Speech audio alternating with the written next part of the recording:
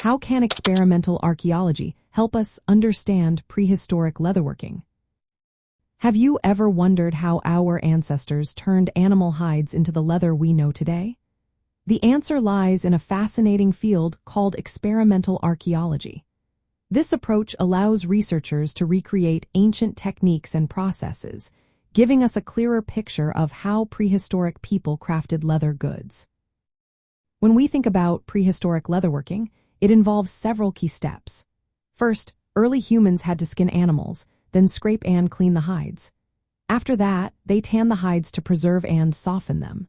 Finally, they shaped or sewed the leather into useful items like clothing and containers.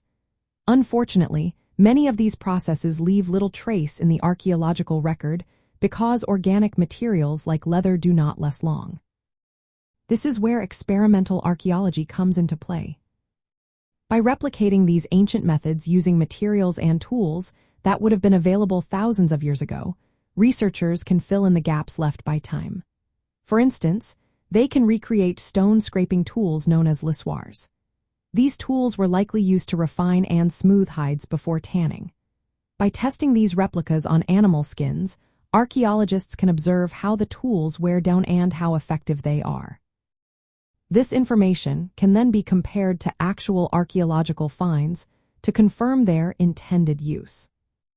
Another important aspect of this research is understanding the sequence of actions involved in leather production, known as the chaîne opératoire. By reconstructing each step, researchers can identify the skills and challenges faced by prehistoric leatherworkers. This hands-on approach reveals techniques that are hard to infer from artifacts alone but are essential for successful leatherworking. Experimental archaeology also helps interpret rare finds, such as punctured bone fragments that may have been used as tools.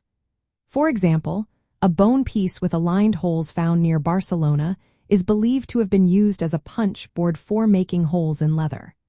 By replicating this tool's use, researchers can confirm its function and gain insights into early clothing construction methods.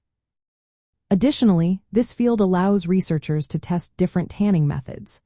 They can explore prehistoric techniques that used natural materials, such as alum or fish skin, to produce leather. By experimenting with these methods, they can identify chemical and physical changes in hides, which helps recognize tanning technologies on archaeological leather remains without causing damage.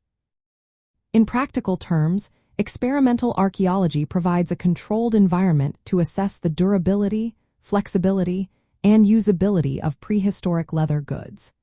This information aids in understanding how leather items were crafted to meet daily needs, such as protection from the elements or carrying goods. Through these various approaches, experimental archaeology significantly contributes to our understanding of prehistoric leatherworking.